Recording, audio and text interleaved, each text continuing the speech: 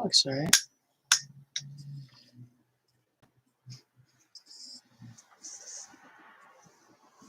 That's pretty good.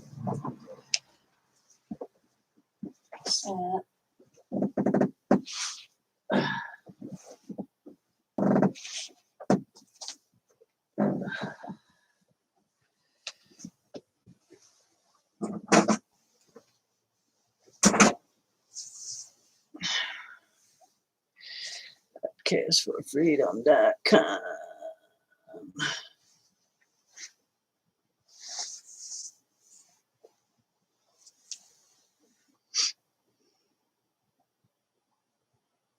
We will be starting in about 4 minutes.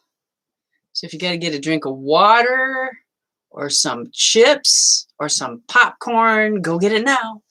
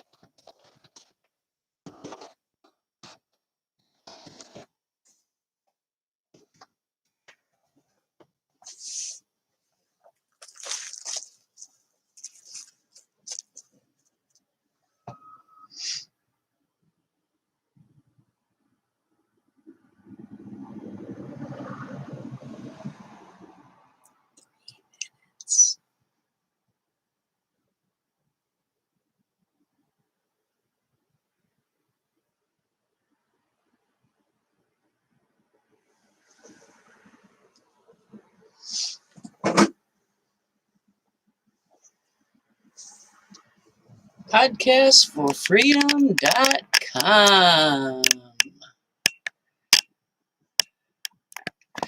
You always got to take a few minutes and make sure everything looks right. There we go.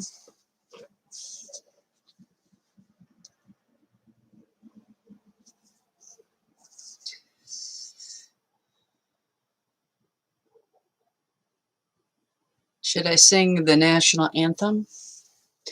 Oh, say, can you see by the dawn's early light what so proudly we hailed at the twilight's last gleaming, whose broad stripes and bright stars through the perilous fight o'er the ramparts we watched were so gallantly streaming, and the rocket's red glare, the bombs bursting in the air, gave proof through the night that our flag was still there. Oh, say does that star-spangled banner yet wave o'er the land of the free and the home of the brave? Peace. That's what you get when you give me extra time. All right, it's 7:59. It's time to rock. Welcome to the Circle of Willis with me, Valerie Willis, host of the Circle of Willis podcast, and also the host of PodcastForFreedom.com. And I'm really happy that you're here tonight on the Circle of Willis. And we have, oh my gosh, every week is like a month crammed into a week or 2 months crammed into a week because there is so much going on right now. And so what I'm going to do tonight, I will be talking about the brand new Secretary of State Benson's new election rule proposals. We're going to go in depth in that. We're going to talk about the constitutional convention that threatens, that is looming as it nears success, and why it's not good. We're going to talk about an announcement by me a little bit later about run for an office. We're going to talk about my former U.S. Senate campaign. I ran on the U.S. Taxpayers Party for Michigan in 2020 for the U.S. Senate seat in Washington, D.C. And with that campaign, I am auditing the vote. Okay, forensic paper ballot audit. We'll start with that right there. So if you go to Wyllys-Congress.com, that's Wyllys-Congress.com, you will see a link to sign the petition. And that's exactly what I want you to do. We need millions of people in Michigan to sign the petition and demand a forensic paper ballot audit. You go to the page called Sign the Petition on Wyllys-Congress.com, click the link. It will take you into a form that you will fill out. And please donate $3. We're asking $3 per signature, but you can donate more than that if you choose. But the minimum is $3. And if you want to donate more, just remember that for everyone that doesn't sign, you'll be donating money for the people that don't sign. So it's very important that we get this done. So I will be traveling around the state of Michigan, all 83 counties, asking people to sign this petition, but you can sign it online right now, and we need you to do that. And once you do that, would you please send the link out through an email to all your social media contacts, to everyone you know, to sign it also. It would be greatly appreciated, and I certainly would appreciate the help. Next, I want to go over the podcastforfreedom.com, freedom.com website. We have several podcasters in our podcast family.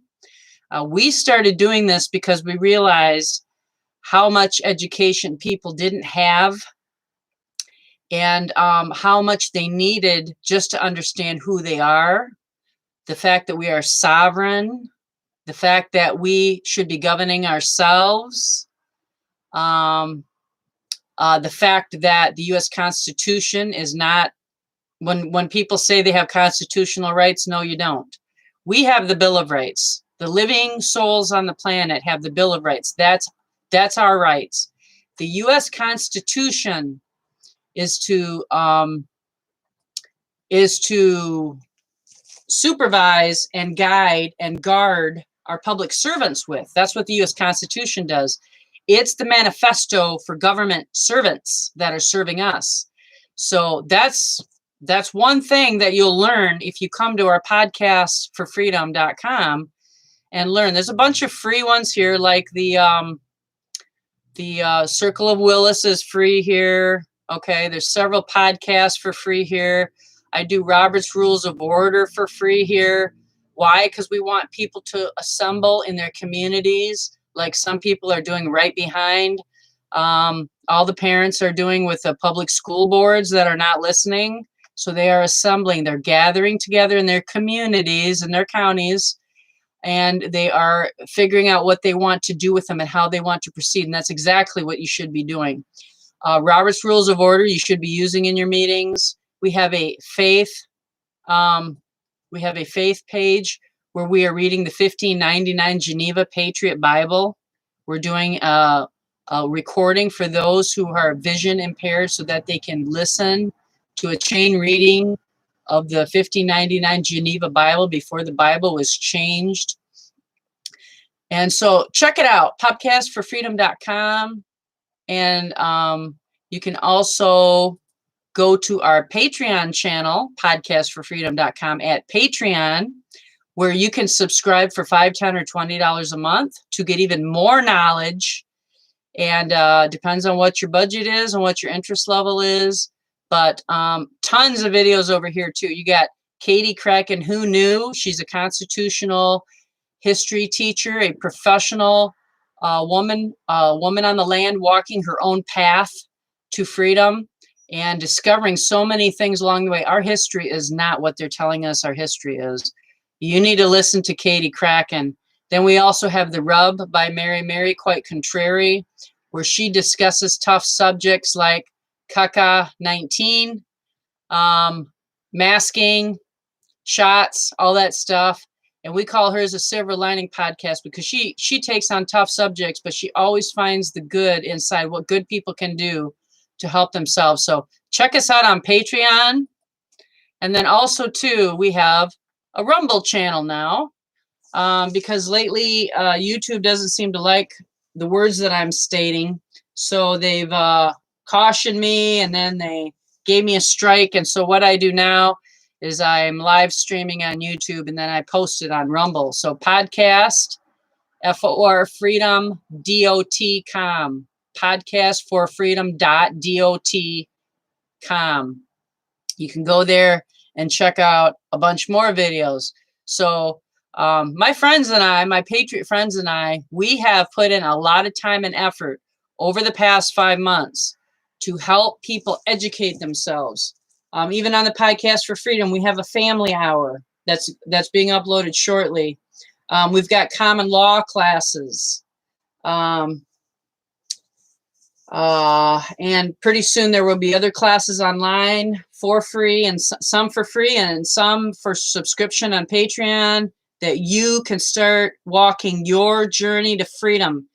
And brothers and sisters and children on the land, we need to start walking this, and we need to walk it a little faster than what we're doing, because evil doesn't sleep. Evil never stops pushing. Evil never stops taking away our rights. So you, the free man, woman, or child on the land, you need to educate yourself, learn how to stand up for yourself, learn to stand up for your child in the school systems, and Podcast for Freedom is a place to start. So I encourage you very dearly to go check that out. We're doing it for you.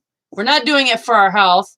We're not doing it. The amount of time put into it is astronomical. You would not believe how much time goes in to just setting up a class or trying to do a podcast to disseminate information, how much time goes into that. So the little bit of money we get, we do appreciate, because that tells us we're going in the right direction. So keep on supporting us.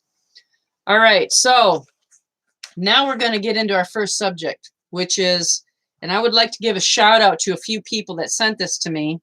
I'd like to give a shout out to Megan Reckling, chair of the Livingston County Republican Party, who sent this to Mark Sosnowski, second vice chair of the U.S. Taxpayers Party of Michigan, who sent it to me. And so I thank everyone in the chain that sent it. But what it drew my attention to was Secretary of State Benson's ploy. Now, I say it as a ploy. Okay, I didn't vote for her. I don't know who the heck voted for her. But whose idea was it to vote in 3 damn attorneys? And the Secretary of State's position. Whose idea was that? It wasn't mine. I would never put forward that as something you want, with 3 bar card carrying attorneys at the top.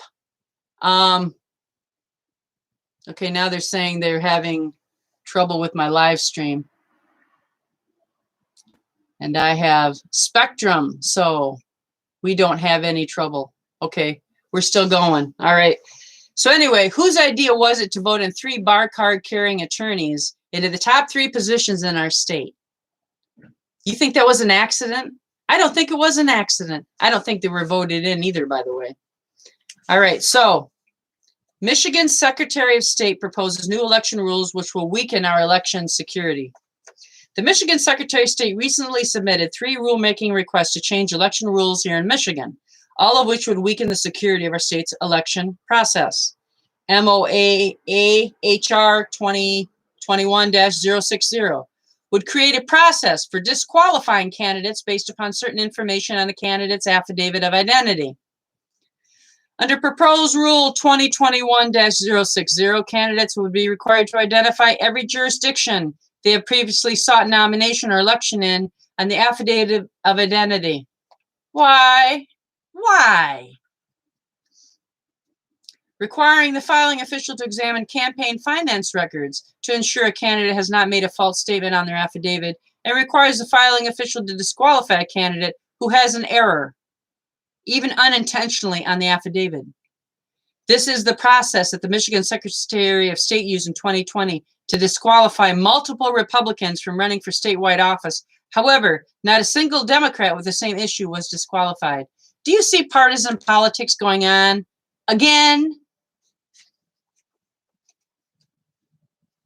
Ridiculous. Concerns related to MOAHR 2021-060.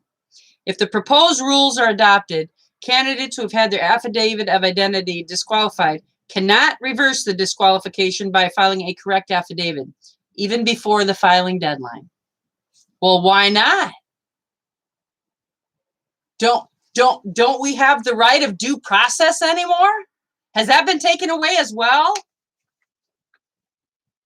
City and township clerks do not have training with Michigan's Campaign Finance Act, since campaign finance reports are filed with the Secretary of State's office or county clerk's office. Many filing officials are understaffed in their offices. Having to review potentially thousands of campaign finance records will be a major undertaking that will increase costs and cause delays. Many campaign finance reports are not available online and would require city, township, and city staff to manually search records across the state. Current record retention schedules allow for the destruction of campaign finance records, and the records may no longer be available. Sounds like a bad idea to me. MOAHR 2021-061 would change the signature matching standards for absent voter ballot applications and absentee voter ballot envelopes. Concerns related to MOAHR 2021-061. If the proposed rule were adopted, the rule would create an automatic presumption that the signature on an absentee voter ballot application and absentee voter ballot envelope is valid. A voter's signature will only be considered invalid if it differs in multiple significant and obvious respects from the signature on file. The rule includes overly broad redeeming qualities. What is a redeeming quality? That allows a mismatched signature to be accepted. No, if it doesn't match, it's not accepted. Redeeming qualities? The rule includes overly broad explanations for differences subject to vastly different applications between election officials. Sounds like more hooey here. MOAHR 2021-062 would create a process for and the forms required to allow online absent voter ballot applications. Online absent voter ballot? Concerns related to MOAHR 2021-062. This rule would require using a voter stored digital signature on file with the Michigan Secretary of State is signing the online absentee voter ballot application. Voters would not be required to provide an original ink signature on the ballot. Sounds like just another way to cheat to me. When reviewing online applications, election officials will review a digital signature submitted against the same digital signature in the database, and they can be changed at any time because if you don't control access to the database, only the people with access to the database would be able to substitute other signatures for signatures that they didn't like. Comparing a stored digital signature evades the requirements of MCL 168.7594, which requires an applicant to sign an application for absentee ballot. You have to sign it with a real signature. The entire purpose of the signature is to verify an official ballot is being mailed to the person eligible to receive the absentee ballot. Using an online application with a digital signature does not allow city and township clerks the opportunity to compare a voter's signature. Potential abuse of this process is highly likely, especially for senior citizens who may often have guardians or others with access to their personal information required to utilize the online absentee ballot application process. And we, the living men, women, planet, the living souls on this planet, we want to do a real The proposed rule allows individuals to change their signature on file with the Secretary of State's office without real proof of the person providing the signature. This is fraught with garbage. This is a nightmare waiting to happen again. We're going to water down our elections again through this process. All three of these rules Secretary Benson unilaterally implemented. Now listen to this. All three of these rules Secretary Benson unilaterally implemented during the November 2020 election, and now she's trying to make them permanent. So we put the cart before the horse. We didn't let the people vote on this. Secretary Benson just did it because she wanted to do it. I would say that invalidates the Michigan 2020 election then, because the people didn't vote on this ahead of time, but they did it anyway. Another reality we have to deal with. Per the rulemaking process, the Secretary of State, per the rulemaking process after the fact, the Secretary of State will be holding a public hearing on these three proposed rules sets on Friday, October 1st, 2021 at 9 a.m. in Detroit at the Cadillac Place Room L-150. At the Cadillac Place Room L-150, 3044 West Grand Boulevard. Members of the public are encouraged to attend, where you will have 2 minutes to speak during the call to the public. Everybody better show up. It is unlawful what she did.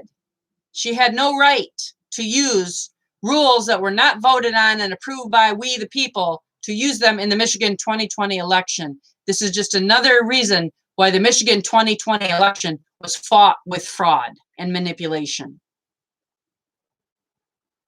Comments on these three proposed rules may be made during the Public Bureau of Elections, P.O. Box 8901, or via electronic mail at michigan.gov. All public comments sent via mail or electronic mail must be submitted no longer than 5 p.m. on October 1st, 2020. Join me in protecting the integrity of our elections by clicking below to submit your comments. No, man, show up at the meeting. Show up in force at the meeting. Secretary Benson, you are unlawful. You are out of order.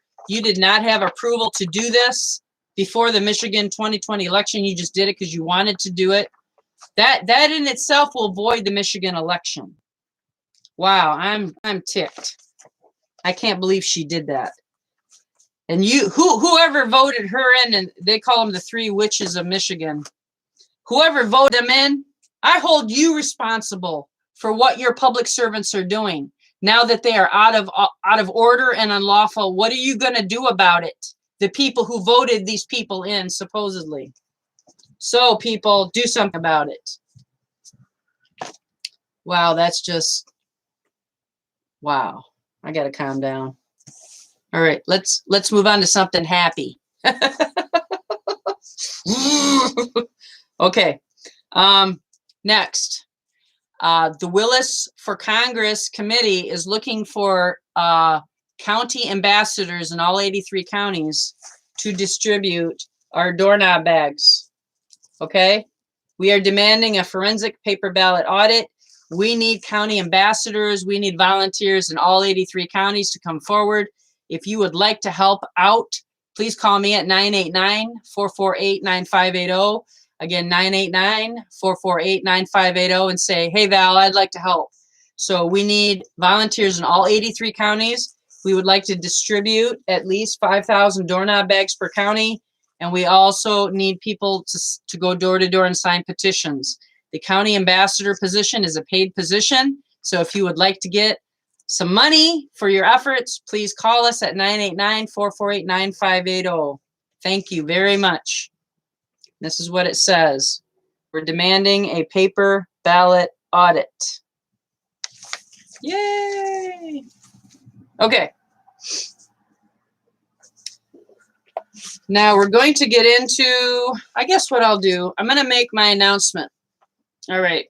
I, Valerie L. Willis, am officially announcing my run for the governor of Michigan 2022. I am a constitutional conservative and a patriot. I am running on the U.S. Taxpayers Party ballot.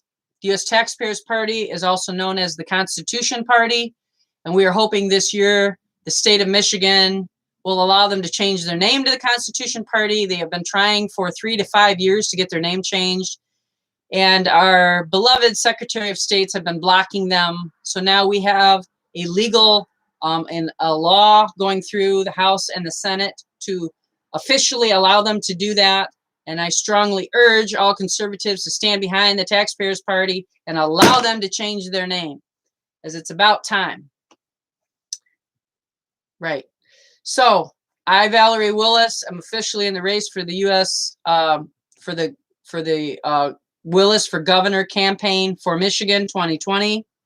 And I am looking forward to several events coming up. I will be in Wayne County with my good friend Mark Sosnowski. Shortly, we'll be announcing that in Wayne County, which will be an event you can come to and support. But I'd also like to announce my first soft event. We call it a soft opening because in the restaurant business, you quietly just open up and you get going, so that way you can practice your speeches and other things. But I will be in Ferry, Michigan on Sunday, September 26th at 7 p.m. Again, Sunday, September 26th at 7 p.m. This is Oceana County. I am meeting with a bunch of wonderful patriots over there that have invited me. The address is 3301 Green Street, Ferry, Michigan, 49455. You take M20 East to 132nd North to Main Street to Green Street. We have 100 seats there. Bring a chair just in case there's more than that. There will be security there, so please leave your guns. You know, I know I love my gun-toting friends, but leave your guns in your car unless you call ahead of time and ask to be part of my security detail. Again, you can call at 989-448-9580 if you'd like to help that evening. I need people at the table helping people sign petitions, selling yard signs, selling T-shirts, selling all kinds of stuff. So if you would like to help, please volunteer and call. So officially, my campaign has started for governor. I am setting up my website and doing paperwork behind the scenes. The U.S. Taxpayer Party said that they would put me on the ballot. So I think that's absolutely wonderful. Shout out to Katie Crcle. You rock too, Katie Crcle. Woohoo! Just got a comment in my little chat box there. So thanks a lot. Your support is greatly appreciated, Katie Crcle. Katie Crcle is the constitutional educator that has found that our history is not what they're shoveling. So Katie Crcle is on our podcast called the Who Knew podcast, and Katie Crcle rocks. You don't mess with Katie Crcle, man. I don't even mess with Katie Crcle. All right, so back to the governor race. And the wonderful thing about the U.S. Taxpayers Party is they believe in faith. They believe in the right of we the future broadcasts, but they are good people. And you need to join your local U.S. Taxpayers Party in your county. And if there isn't one, you need to stand up and start one.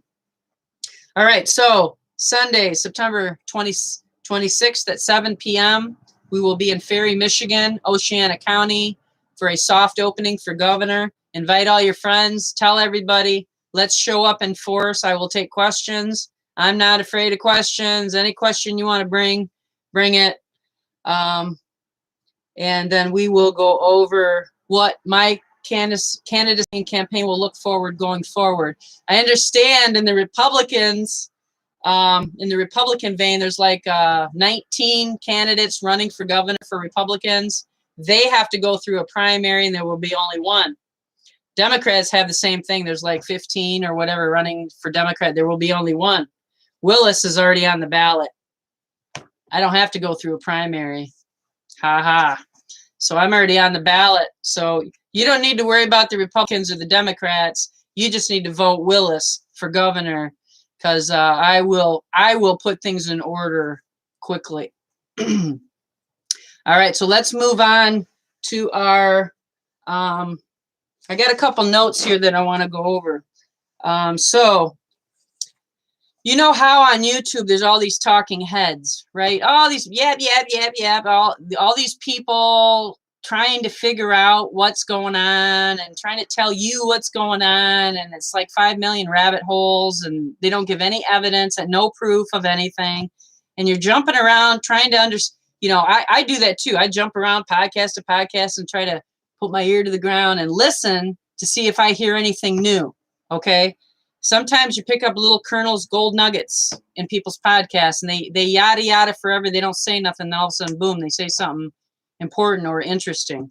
Okay, so this week from the White Hats, I got told that the top 2 people you should listen to and follow are Charlie Ward and Charlie Freak of Freak Sense TV, because I've been told they have high-level intel.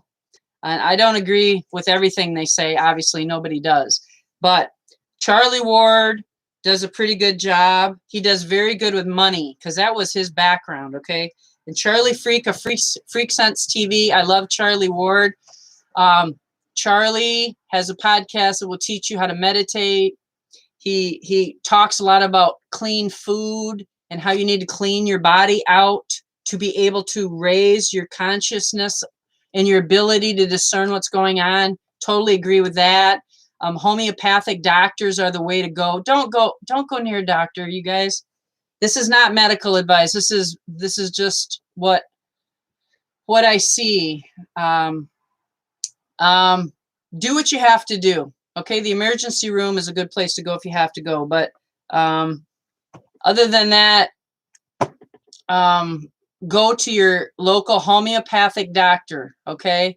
They can help you get onto some very natural stuff that's good for you, that will help your whatever conditions you have going on. So contact your local homeopathic doctor and find them. They're out there everywhere, all around you. Okay, so now this is the question of the week, because I had something handed to me and I can't go into it till next week. But next week I'm going to have as many people as want to be on the call. You're going to be on the call because I have a huge disclosure to share. What we're going to do is we're going to go over some very shocking information I found out this week, but we're going to do it live on air, and I'm going to get real people's response and real people's questions. So if you want to be on next week's Circle of Willis, this is episode 6 now, you got to send me an email.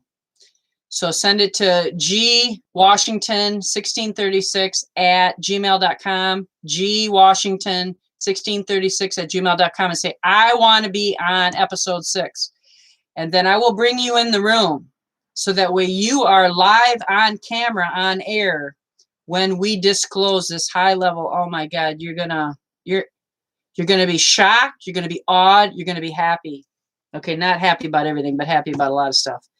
Now, this is the question of the week, and I'm challenging everybody who has the guts to do it, or the discernment to do it, or the understanding to do it. You need to go into your court, local district courtroom, or a county clerk's office, or a township office, or a county office somewhere, okay? You go in this week and you look at the flag. And you look at the top of the flag. What's on the top of the flag? And when we come back on episode 6, I want you to type in what is on top of the flag, because it matters. It's hugely important as to what our status is right now. Now, I'm daring everybody that sees this. Go down to your township, your county, wherever. Go in and look at the flag. What's on top of the flag? And then when you come to episode 6, I want you to type in what it is. And then you might want to look up what it means, okay? Because it's hugely important as to what's going on in our country and in our state right now. Okay, that's all. I'm not going to give you no more. I'm not going to tell you no more, because you guys gotta go find out what is going on in your communities, okay? And you got to see what's there, not ignore everything and be like blind mice. 3 blind mice, 3 blind mice. See how don't do that. Don't be blind mice. Wake up, go look. and see what's really going on. Okay, enough about that. Now, I have been contacted this week by somebody who wanted me to start explaining what a constitutional convention is. And so I went online, I looked up some articles, and you're welcome. Everybody online saying thanks for the challenge. Yeah, go find out what's on top of the flag. Oh my God, you're gonna be shocked. I know, you know, but you will. Okay, so let's get into the Constitutional Convention idea. Okay, so people, the left, socialists, and everybody who hates our country always talks about a constitutional convention as a means to fixing problems. Now, why is that a good idea or a bad idea? Okay, it's a bad idea. Why is it a bad idea? Because in an Article 5 Constitutional Convention, when the convention begins and the Constitution is opened up, let's say, for instance, we held a Michigan Continental Article 5 Convention, Constitutional Convention. I got to make sure I use the same words because I want to be very specific about what I talk about. In Article 5 Constitutional Convention, once you start it, let's say, so again, let's say Michigan holds one and they want to open up our Constitution, our Michigan Constitution. When you start the convention, there are no rules. Okay? Nobody talks about that because they don't want you to know that. But when you start a Article 5 Constitutional Convention and the people come together, they gather together and they say, we want to change our Constitution. So they know that if they do this, there are no rules. And there will be no rules. It's whatever the people agree to at the moment that this convention occurs. So why is that bad? Well, they could gut all the rights of the people, and whoever is in the room, it's who's ever there will decide what rights we get to keep and what rights are thrown out. Then you've got the other thing, which is what laws or rules are going to be put in. Nobody talks about that either.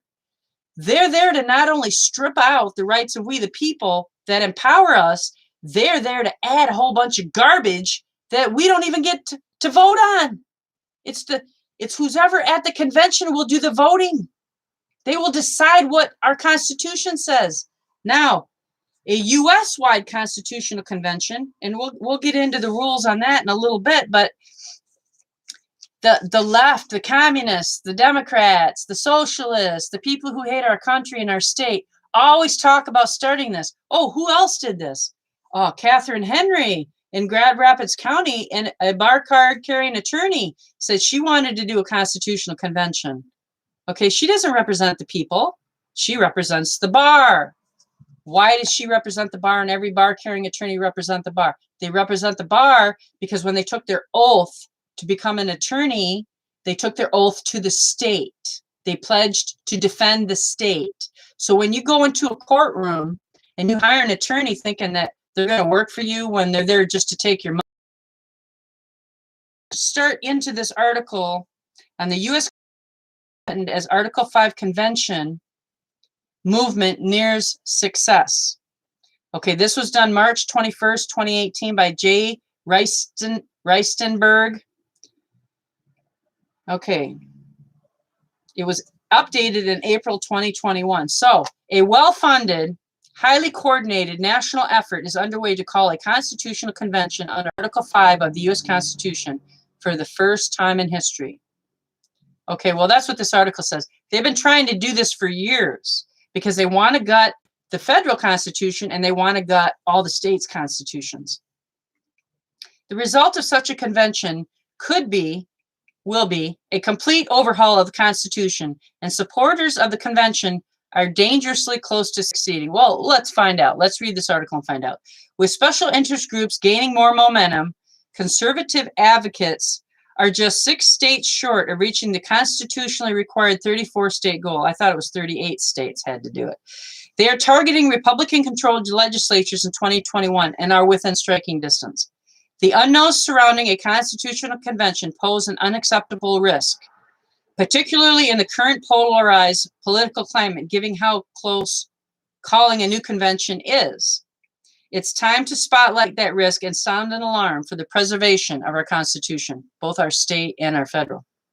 Too few Americans are even aware that a constitutional convention can be called, let alone that there will be no checks in its scope, and further that the process to call one is well underway and being underwritten by some of the nation's richest individuals. See, Willis knows what she's talking about, because I gave you the information that I knew before I started reading this article. Calls for a convention are coming from right and left, and the people who are calling for it on the right don't represent we the people. They represent something else. With more money, a stronger campaign structure, and natural coordination on the right, a number of major conservative organizers and donors, including the Mercer family and Koch-funded groups such as the American Legislative Exchange Council, have renewed and intensified efforts to thrust this issue into the spotlight after years of inactivity. Well, they realize now that if they don't go for it, they're not going to get it. They got to do it while the people are sleeping. Some of us aren't sleeping. This memo that outlines the different campaigns calling for an Article 5 convention and why it is just a dangerous idea. These calls for a constitutional convention represent the most serious threat to our democracy. We don't have a democracy. Well, we have a democracy right now, but we don't want a democracy. We want a republic. We want our republic back, flying almost completely under the radar. Tell lawmakers no Article 5 convention. Yeah, if you can get our House and Senate to listen. But the reason why they don't listen has something to do with that symbol thing that's on top of the flag. You'll find out next week.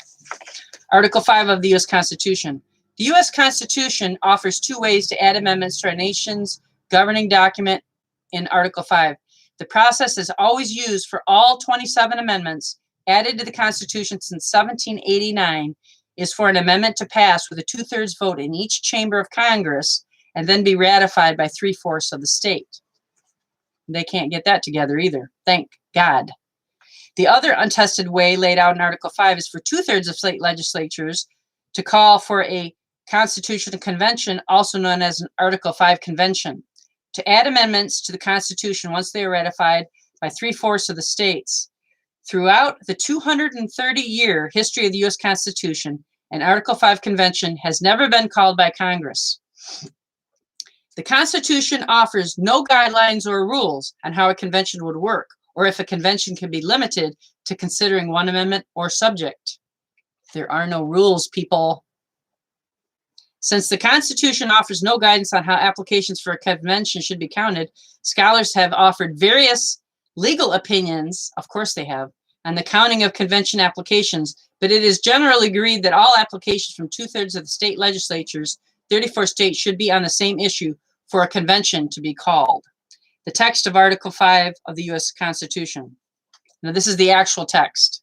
The Congress, whenever 2/3 of both houses shall deem it necessary, shall propose amendments to this Constitution, or, on the application of the legislatures of 2/3 of the several states, shall call a convention for proposing amendments, which in either case shall be valid to all intents and purposes as part of this Constitution, when ratified by the legislatures of 3/4 of the several states, or by conventions and 3/4 thereof, as the one or the other mode of ratification may be proposed by the Congress, provided that no amendment which may be made prior to the year 1808 shall in any manner affect the 1st and 4th clauses in the 9th section of the 1st article, and that no state without its consent shall be deprived of its equal suffrage in the Senate.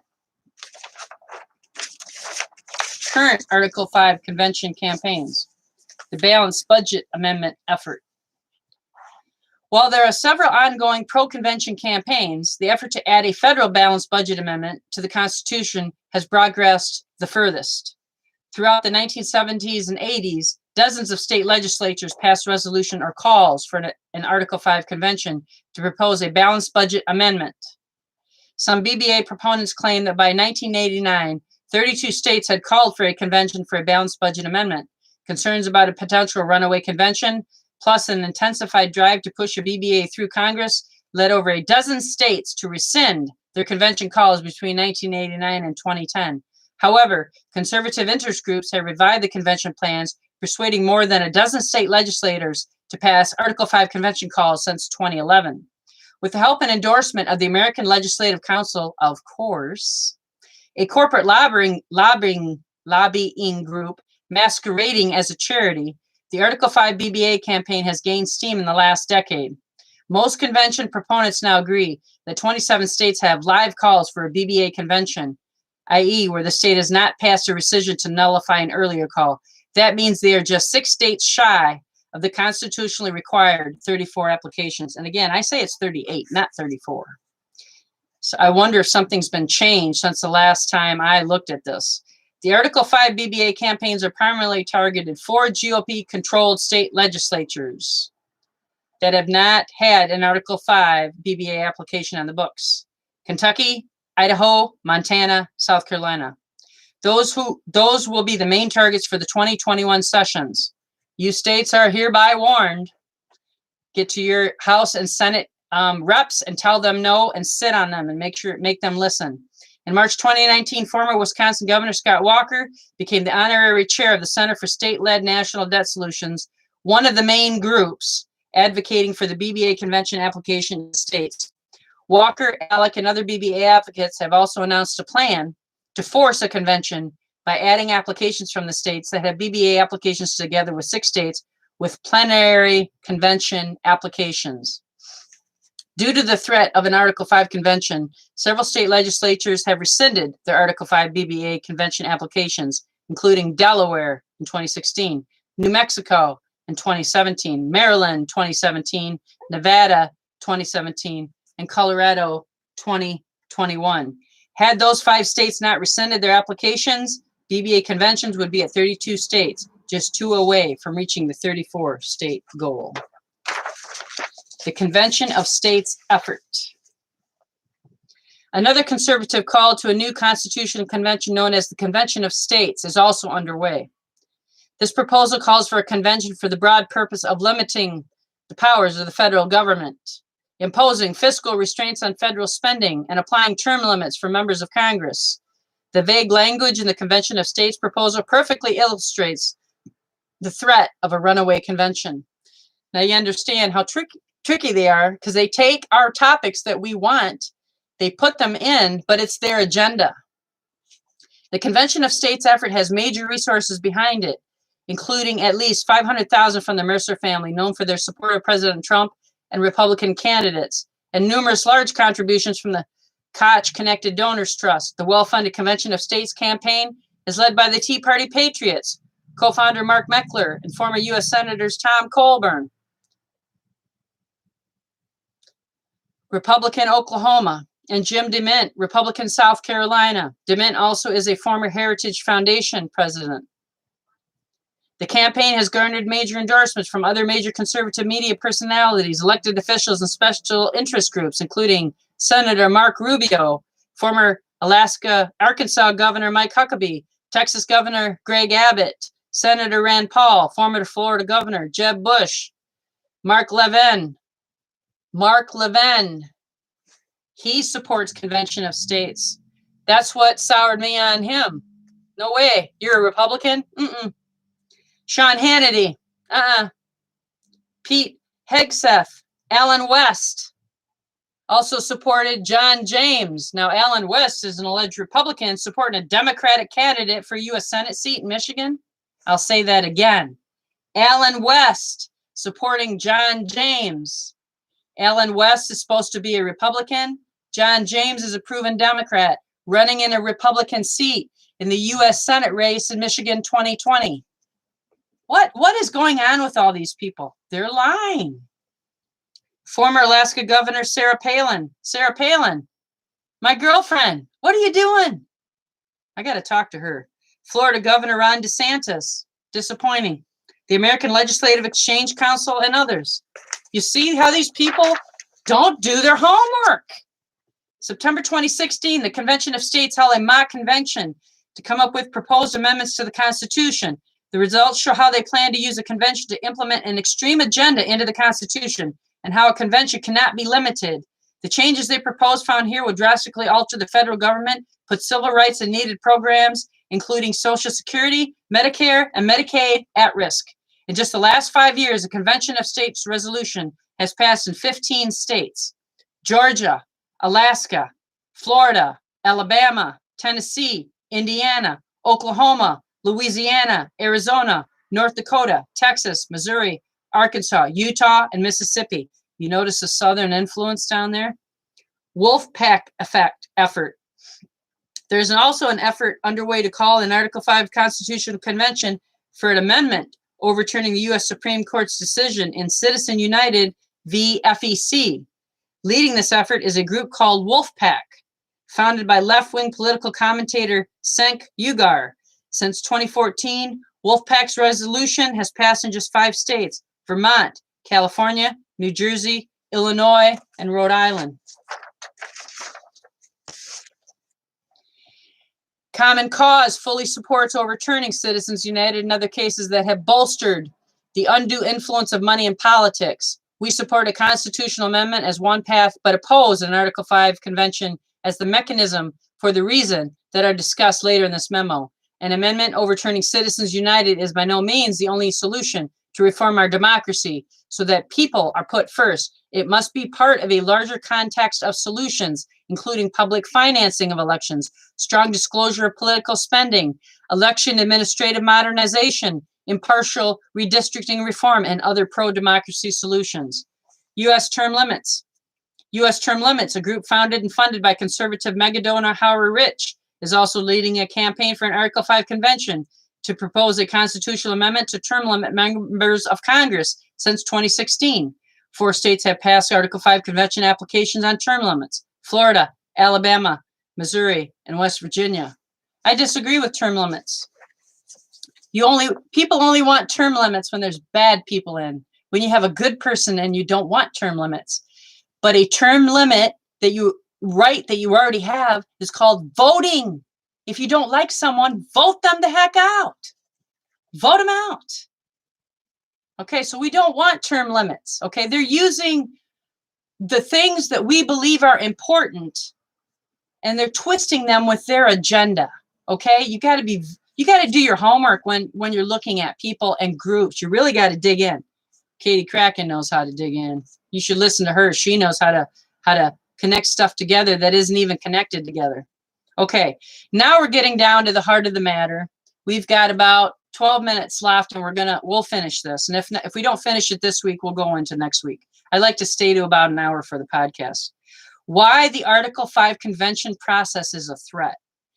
As outlined in Common Cause's 2015 report, The Dangerous Path, Big Money's Plan to Shred the Constitution. A constitutional convention is open to many problems, including threat of a runaway convention. There is nothing in the Constitution to prevent a constitutional convention from being expanded in scope to issues not raised in convention calls passed by the state legislatures, and therefore could lead to a runaway convention.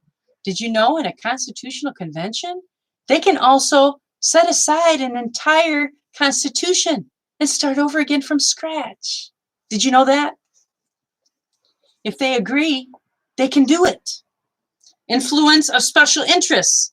An Article 5 convention would open the Constitution to revisions at a time of extreme gerrymandering and polarization amid unlimited political spending. It could allow special interests and the wealthiest to rewrite the rules governing our system of government, of course. Lack of convention rules.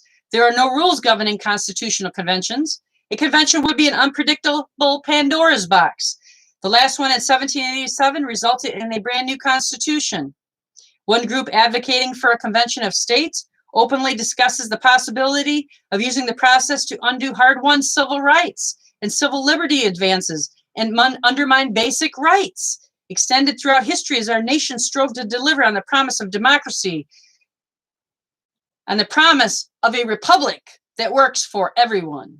Threat of legal disputes. No judicial, legislative, or executive body would have clear authority to settle disputes about a convention, opening the process to chaos and protracted legal battles that would threaten the functioning of our democracy, our republic, and our economy. Application process uncertain. There's no clear process on how Congress or any other governmental body would count and add up Article 5 applications, or if Congress and the states could retrain the convention's mandate based on those applications. Possibility of unequal representation. It is unclear how states would choose delegates to a convention, how states and citizens would be represented in a convention, and who would ultimately get to vote on items raised in a convention. They would pack this convention with people that would represent their agenda. It's very simple. There would be no fairness here. Simply put, an Article 5 Constitutional Convention is a dangerous and uncontrollable process that will put Americans' constitutional rights up for grabs.